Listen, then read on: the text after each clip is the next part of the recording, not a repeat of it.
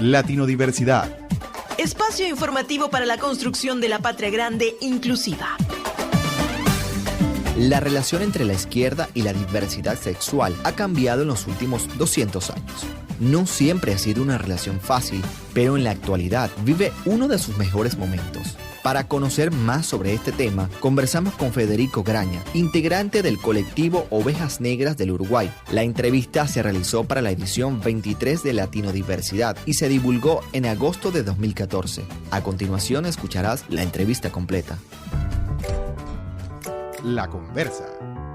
Hoy queremos hablar sobre la relación histórica entre la izquierda y la diversidad sexual. Las primeras organizaciones LGBT del mundo, que nacieron por allá, imagínate, por el siglo XVII, a finales de 1800, establecieron vínculos con el movimiento obrero europeo de esos años. Con la llegada de la Revolución Soviética, Lenin despenalizó la homosexualidad y legisló a favor del aborto.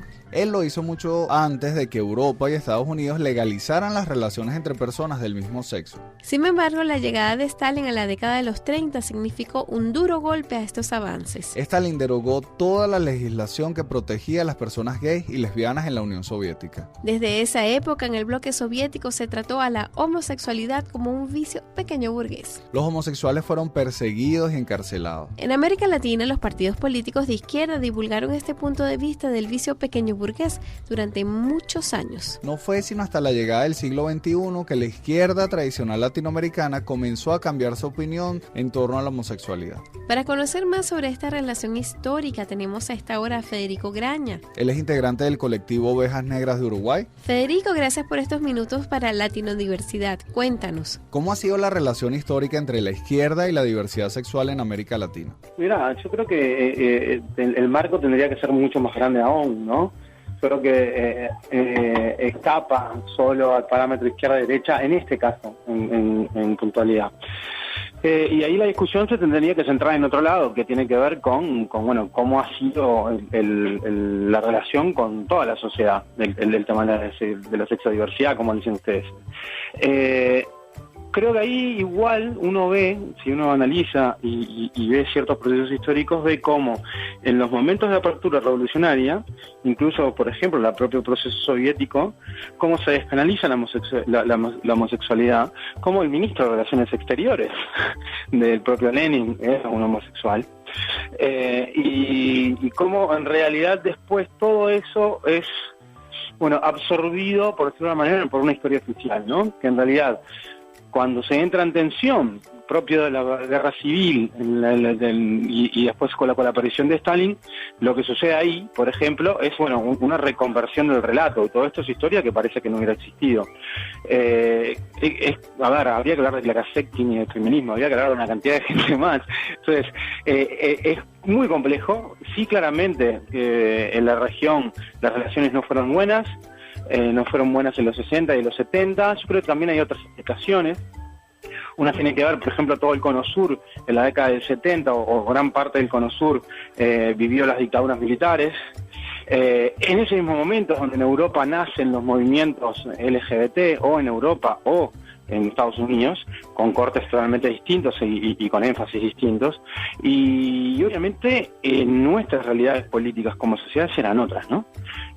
No estaba en la agenda este tema, y era impensable o impensado que entrara también.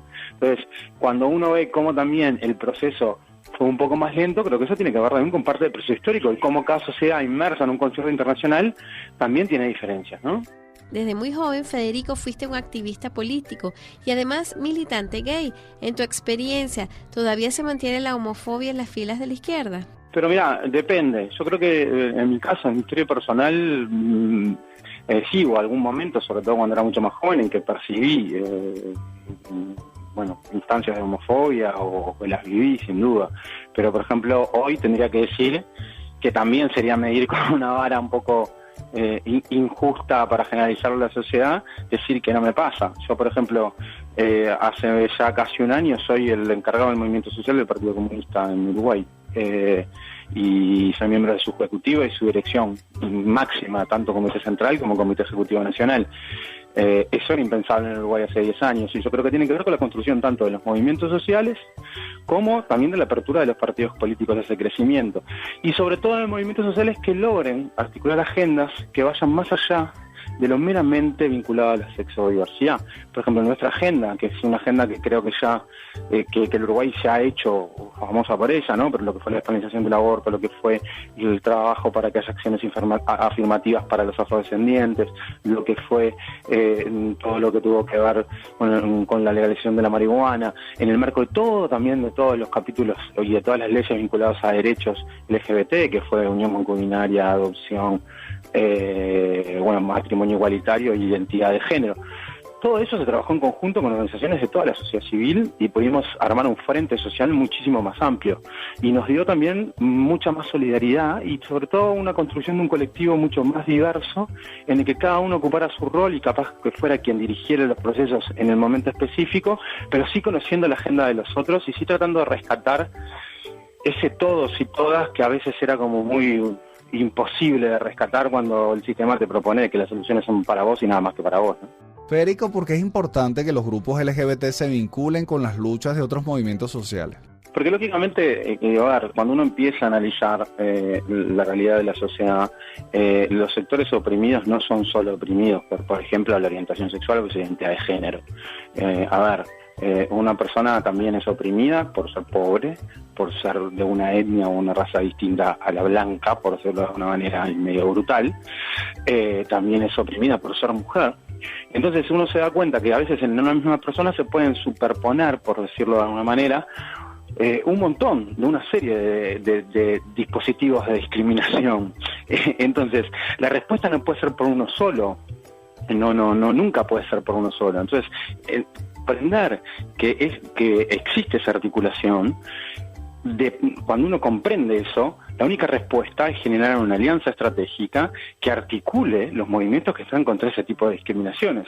Entonces, ahí nosotros, por ejemplo, desde el colectivo nuestro, hacemos análisis de la sociedad desde la perspectiva de clase, de raza, de etnia, como te dije, de género o de identidad de género y también de orientación sexual. Entonces, eso nos abre todo un campo.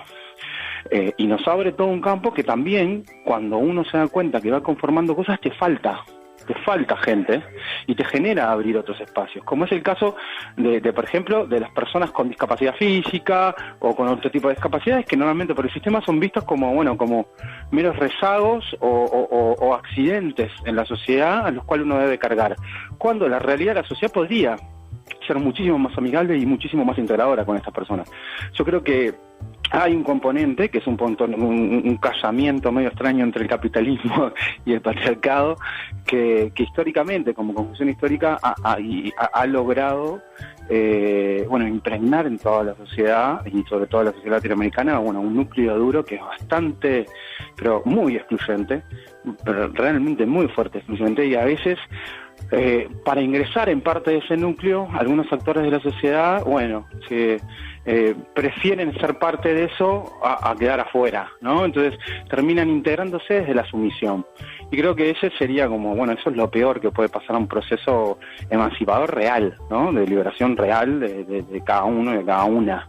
Y ahí sí viene lo individual. Si uno vive su orientación escondido, no se anima o la vive en algunos ámbitos y en otros no, para no molestar a los otros, o tiene temor o se siente inferior por su situación económica social, o se siente inferior por ser mujer, o es atacada por ser mujer. Entonces, cuando todo eso articula y es real, la respuesta no puede ser solo pelear por mis derechos, porque en realidad, si la respuesta es esa, voy a ser muy débil y voy a tardar mucho tiempo en lograr esos derechos.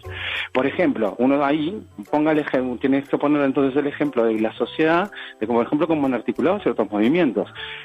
Si uno se da cuenta que los movimientos de la diversidad que han nacido en Europa hace 40 años y en Estados Unidos también han nacido hace 40 años, estuvieron 40 años para alcanzar ciertos logros e incluso no los alcanzaron, como el caso de Estados Unidos, que solo algunos estados alcanzó el matrimonio igualitario, tiene que ver con su poca estrategia, tiene que ver con una política que es particularista, por decirlo de alguna manera. En cambio, movimientos como el nuestro, que tienen menos de 2 décadas, y organizaciones que tienen menos de 1 década, lograron liderar procesos que generaron un cambio de agenda que tiene que ver con esa estrategia, que tiene que ver con una alianza en la base social mucho más grande, que permite el respaldo y que permite entenderse, hablar de un lado y del otro, ver cómo a veces cosas que vos las tenías